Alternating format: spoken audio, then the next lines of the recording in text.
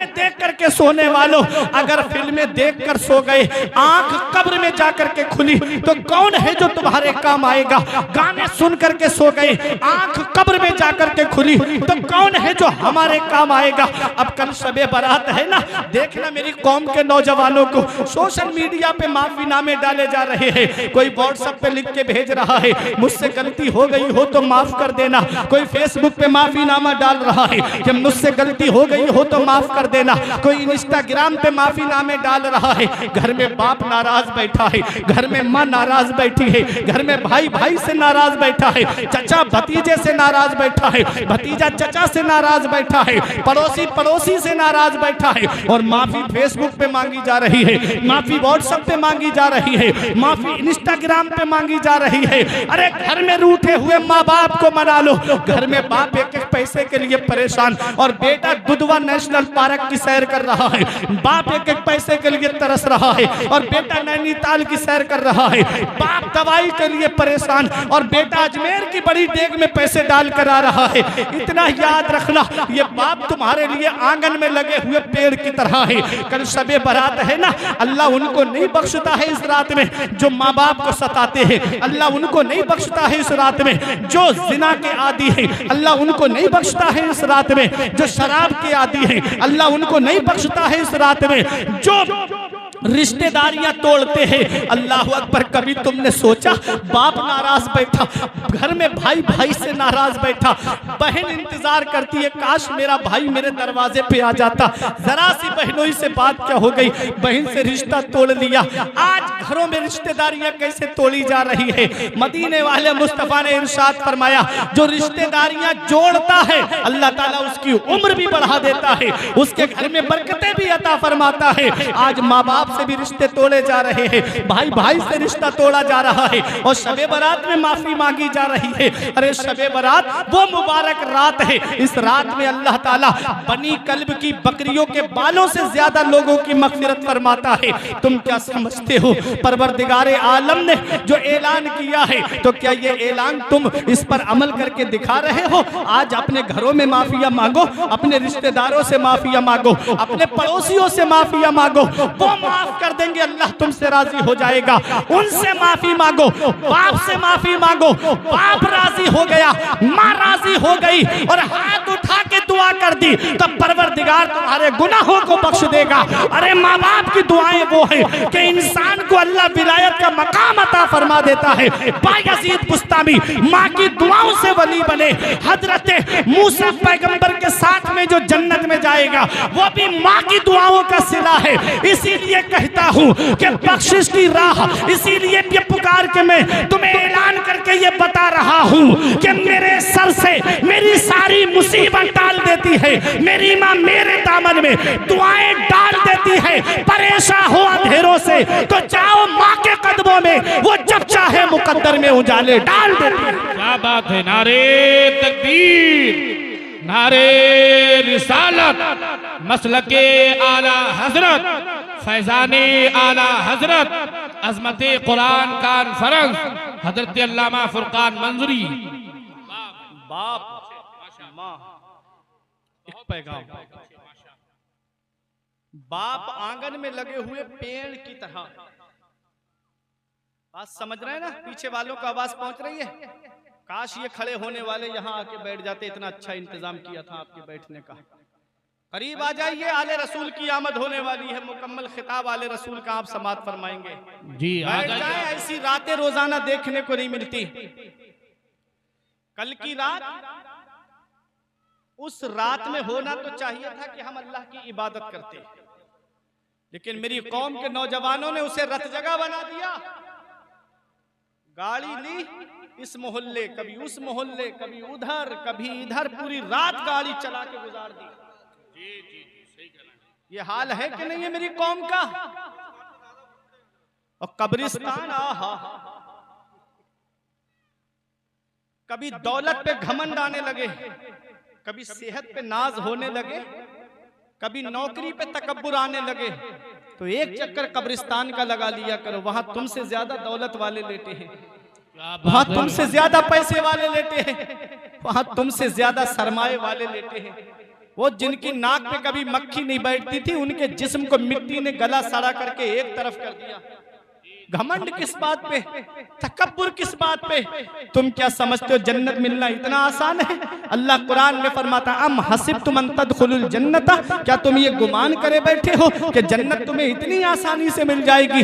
जन्नत मिलना इतना आसान नहीं है जितना आज हमने सोच रखा है। अगर जन्नत मिलना इतना आसान होता तो अपने वक्त के उस्मान गनी को देखिए, जिन्हें दुनिया में जन्नती होने की बशारत मिली, जिन्हें दुनिया में जन्नती होने की खुशखबरी मिली। अरे ऐसा मकाम किसी और सहाबी को नहीं मिला जो हजरत उस्मान गनी को मिला है कि नबी की 2 शहजादियां आपके निकाह में आई है। उसके बाद नबी फरमाते हैं अल्लाह मुझे 40 बेटियां देता और यके बाद दीगर उस्मान के निकाह में देनी होती तो मैं उस्मान के निकाह में दे देता। वो हजरत उस्मान गनी गज़वा तबूक के मौके पे दिरहम और दीनार नबी की राह में बाहरगाह में ला करके दिए तो हद नबी दिरहम उछालते जाते और नबी फरमाते जाते कि आज के बाद मेरा उस्मान कोई नेकी ना करे तब भी जन्नत उसके ऊपर वाजिब हो गई है। वो हजरत उस्मान गनी जिनको दुनिया में जन्नती होने की बशारत मिली, जिनको दुनिया में जन्नती होने की खुशखबरी मिली, उनके खौफे खुदा का आलम देखिए।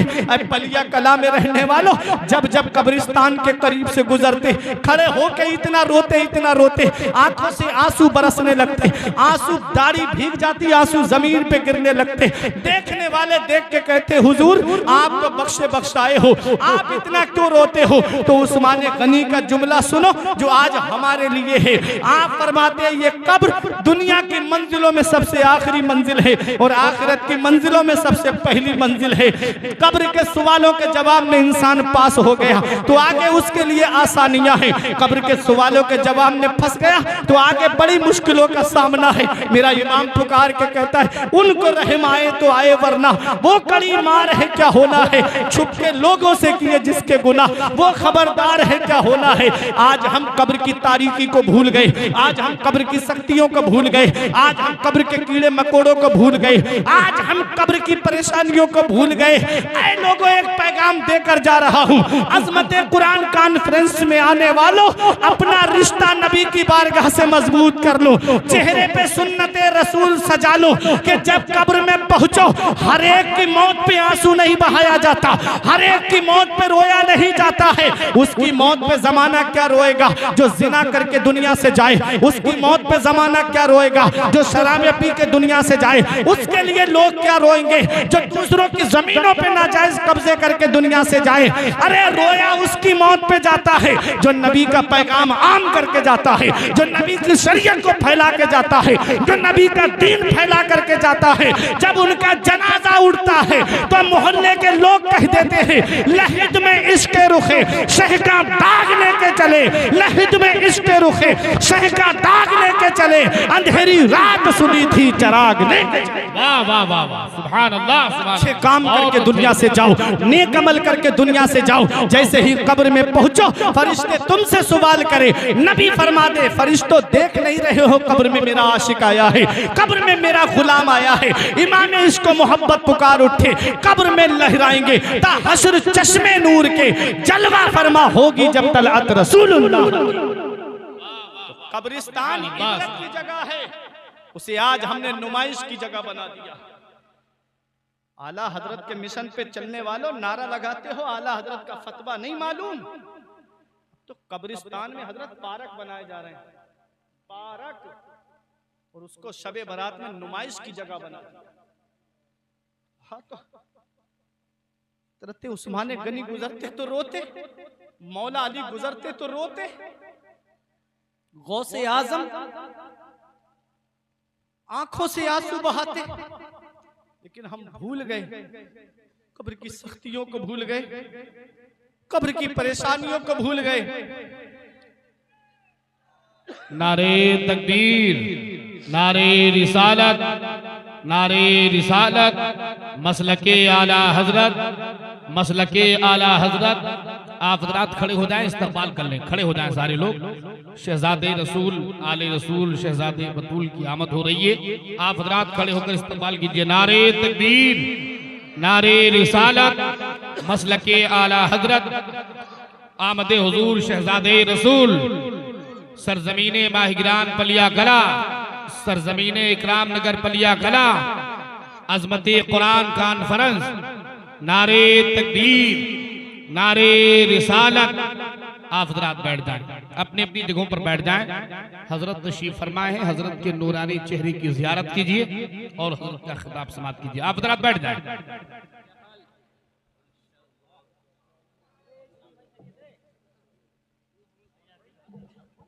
बैठे। आप आमद तयम्मुम बर्खास्त। बैठ जाइए आप जरा सुकून के साथ, बस बात बैठ जाएं आप लोग, खामोशी के साथ बैठ जाएं अपनी अपनी जगहों पर।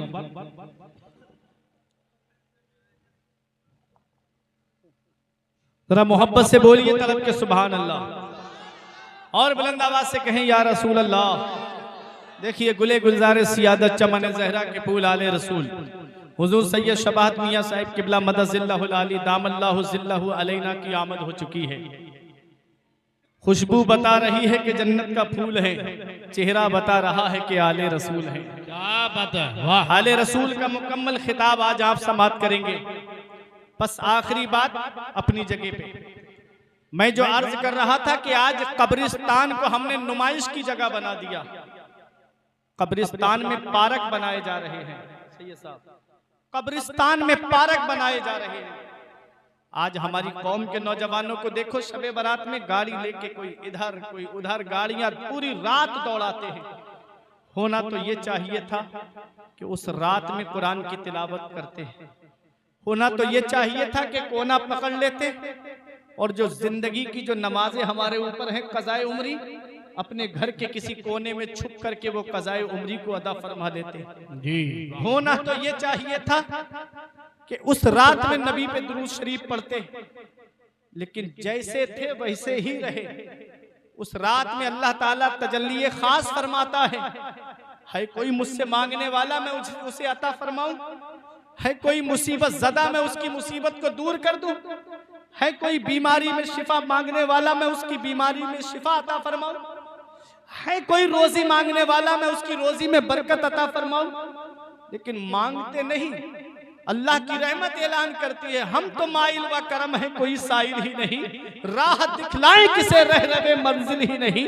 आज मेरे कौम के नौजवानों का हाल देखो, ये मोबाइल, इस मोबाइल की लानत ने आज हमको इतनी तबाही के उस दहाने पे पहुंचा दिया है। इस मोबाइल को जेब के अंदर रख लो और अल्लाह की इबादत करो, अपने रब को याद करो। मौत का कोई भरोसा नहीं, कब और कहां और किस हाल में आ जाए। अभी चंद साल गुजरे कोरोना काल को गए हुए, तुमने देखा नहीं है कि घर में 3-3 जनाजे हमने अपनी आंखों से रखे हुए देखे। बरेली शरीफ में एक मोहल्ला ऐसा जिसमें एक दिन में 18 जनाजे उठते थे। ये अचानक आने वाली मौतों से इबरत हासिल नहीं करते, ये अचानक आने वाली मौतों से नसीहत हासिल नहीं करते। मौत का कोई भरोसा नहीं, इतना याद रखना। मैंने एक हदीस की किताब है रियाजुस सालिहीन, उसके अंदर मैंने पढ़ा था एक हदीस पाक को आका फरमाते हैं मेरी उम्मत पर एक वक्त ऐसा आएगा कि वो सुबह को मोमिन होंगे तो शाम को काफिर हो जाएंगे, शाम को मोमिन होंगे तो सुबह को काफिर हो जाएंगे। ऐसे ऐसे कुफरिया गाने चल रहे हैं और ऐसे ऐसे फिल्मों में कुफरिया डायलॉग चल रहे हैं। आदमी उस पर अगर एतकाद रख ले, यकीन रख ले तो उसका ईमान चला जाएगा। कभी सोचा है प्यारे मुसलमानों, आज ये जो इर्तिदाद का मामला आता है घरों के अंदर, जो खबरें आए दिन देखते हो, इसका मतलब पता है आपको क्या है?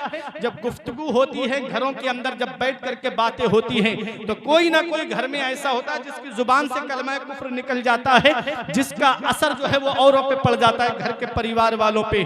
फिर वो शैतान के शिकंजे में पहुंच जाते हैं। जब कलमा कुफ्र निकल गया, तौबा की नहीं, तो फिर वो तो शैतान का हथकंडा हो गया। वो चाहे शैतान जिस मजहब में चाहे उसमें उसे कन्वर्ट करा दे।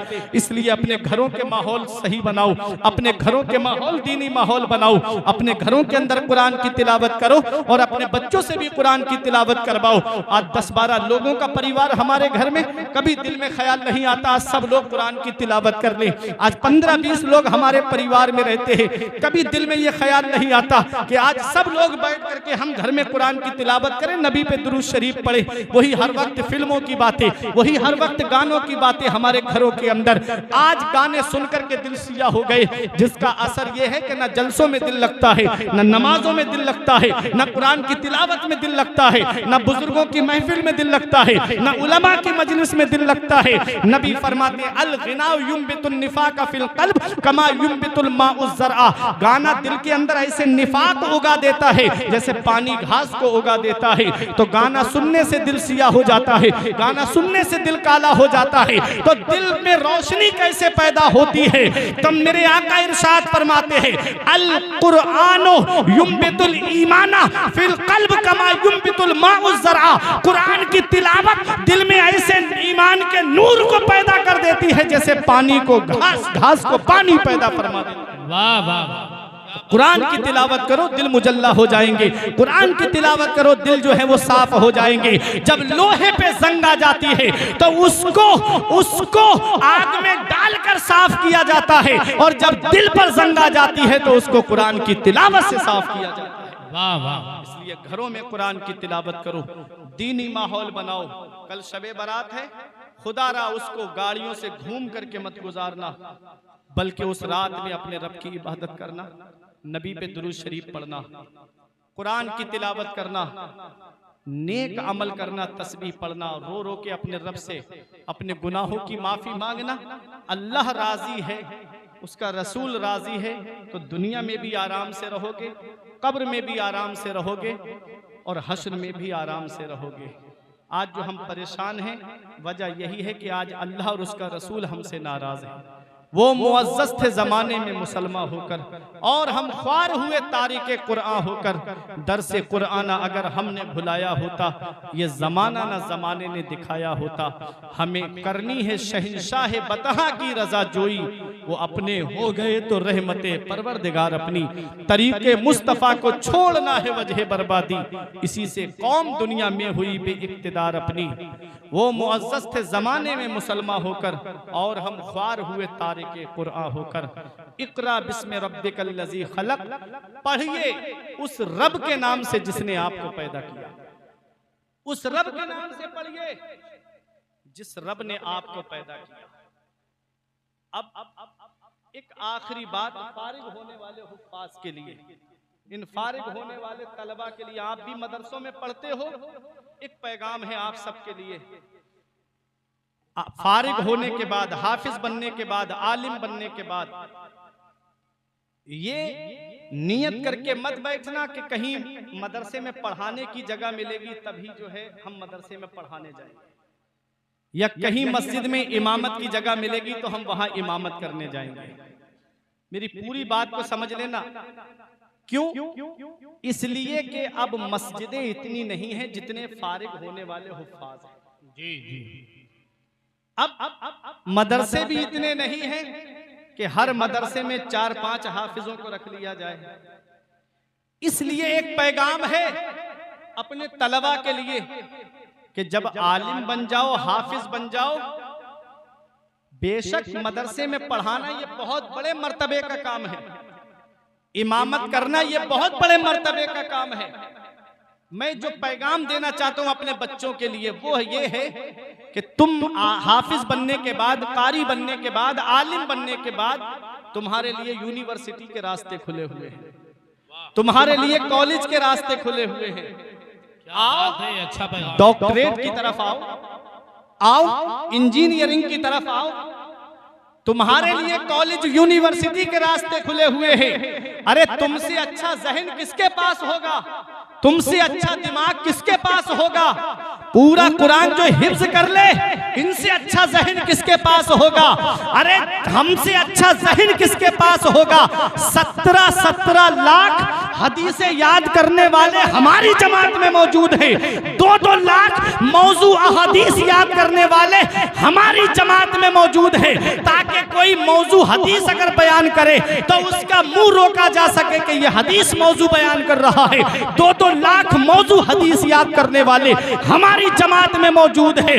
अरे 7 दिन में कुरान हिफ्ज करने वाले हमारी जमात में मौजूद है। देख लो इमाम आजम अबू हनीफा की बारगाह में एक बेवा औरत अपने 7-8 साल के लड़के को लेकर आई, कहा हुजूर मैं बच्चे को आपके मदरसे में लेकर के आई हूँ। मेरे इमाम ने बच्चे की तरफ देखा, बड़ा हसीन व जमील बच्चा था। ये उलमा जानते हैं कि छोटे बच्चे हसीन व जमील कभी कभी फितने और आजमाइश का सबब बन जाते हैं। इसलिए मेरे इमाम ने सोचा कि इसका दाखिला मैं तब लूंगा जब ये कुरान हिफ्ज करके आएगा।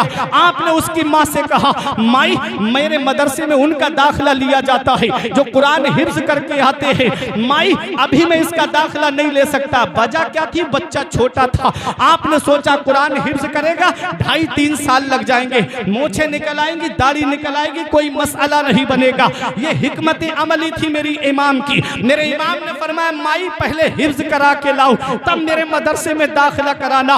जब बेटे ने अपनी माँ के चेहरे की तरफ देखा तो माँ की आंखों में आंसू थे। आज मेरे बच्चे का दाखिला नहीं होगा इमाम आजम के मदरसे में। माँ को रोता हुआ बच्चे ने देखा तो माँ का हाथ पकड़ के कहता है, माँ चल अब हाफिज कुरान बन करके इनके मदरसे में आएंगे। चल माँ अब हाफिज बन करके इनके मदरसे में आएंगे। माँ अपने बच्चे को घर लेकर गई। 1 हफ्ते के बाद में 7 दिन के बाद में फिर से इमाम की बारगाह में लेकर आ गई। आखिरी बात है तवज्जो का, तालिब मोहब्बतों से नवाजना। मेरे इमाम ने जब माई को देखा, बच्चे का हाथ पकड़ के फिर इमाम की बारगाह में फरमाया, माई तुझे पता नहीं मेरे मदरसे में उनका दाखिला लिया जाता है जो कुरान हिफ्ज करके आते हैं। माँ ने मुस्कुरा के कहा, हुजूर गई थी तो रो रही थी, अब मुस्कुरा इसलिए रही हूँ कि अपने बच्चे को हाफिज कुरान बना के लाई हूँ, अपने बच्चे को कुरान का हाफिज बना के लाई हूँ। मेरे इमाम ने बच्चे को देखा, बच्चा 7 दिन में कुरान का हाफिज बन करके आया। अरे वो जो 7 दिन में कुरान हिफ्ज कर ले उसी को आज पूरी दुनिया इमाम मोहम्मद के नाम से जानती है, जिन्होंने इल्म हदीस की किताब मुअत्ता इमाम मोहम्मद को लिखा। वाह वाह वाह, नारे तकबीर, नारे रिसालत, हजरत इमाम आजम अबू हनीफा। 1 हफ्ते में हिफ्ज करने वाले हमारी जमात में हैं। आओ डॉक्टरेट की तरफ आओ, आओ इंजीनियरिंग की तरफ आओ। हाफिज बनने कौम को भी जरूरत है। कौम भी चाहती है कि उसे एक साफ सुथरा डॉक्टर मिल जाए जो लोगों की किडनियां ना बेचे बल्कि गरीबों की मदद करता नजर आए। कौम भी चाहती है उसे एक साफ सुथरा इंजीनियर मिल जाए जो कोई ऐसे पुल पास ना कराए जिससे लोगों की जान को खतरा हो। अरे दुनिया वाले जानते हैं बड़े से बड़ा डॉक्टर 50 साल में रिटायर हो जाता है, इंजीनियर 50 साल में रिटायर हो जाता है, लेकिन ये कुरान की तालीम का सदका है। जैसे जैसे उम्र बढ़ती है वैसे ही फतवे की ताकत भी बढ़ती जाती है, जैसे जैसे उम्र बढ़ती है वैसे ही फतवे की ताकत बढ़ती जाती है। देख लो जब डॉक्टर रिटायर हो जाए कोई उससे अपना ऑपरेशन करवाएगा क्या? अपने बच्चों का ऑपरेशन करवाएगा? हरगिज नहीं करवाएगा। लेकिन याद रखो ये उलमा है, जैसे जैसे उम्र बढ़ी, जैसे जैसे बुजुर्गी बढ़ती गई, कौम के दरमियान इज्जत भी बढ़ती चली गई, कौम के दरमियान उनके फतवे की ताकत भी बढ़ती चली गई। देख लो हुजूर ताजुश शरिया को जैसे जैसे उम्र बढ़ती रही वैसे ही फतवे की ताकत भी बढ़ती। वाह वाह वाह, देख लो हुजूर मुहद्दिस कबीर को जैसे जैसे उम्र बढ़ रही है वैसे ही वैसे फतवे की ताकत भी बढ़ती जा रही है। वाह वाह वाह। इक़रा बिस्मि रब्बिकल लज़ी खलक़, पढ़िए अपने उस रब के नाम से जिस रब ने आपको पैदा किया। अपने बच्चों को कुरान पढ़ाओ, अपने बच्चों को मदरसा भेजो, कुरान की तालीम अपने बच्चों को सिखाओ, बख्शिश की राह मोमिनो आसान बना लो, अपने लिए निजात का सामान बना लो। दुनिया की किताबों पे नजर बाद में रखना, बच्चों को पहले हाफिजे कुरान बना लो।